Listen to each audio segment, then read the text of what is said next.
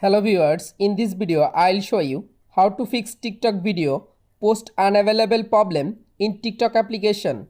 If you want to solve this problem, please follow the step. Step 1. Long press or long tap in TikTok application. Go to apps info or I button. Click on storage. Again click on clear data. Tap on clear cache data. Go back, open Play Store, go to search TikTok app, update your TikTok application latest version. Step 3. Open your phone setting, search Wi-Fi or mobile data connection.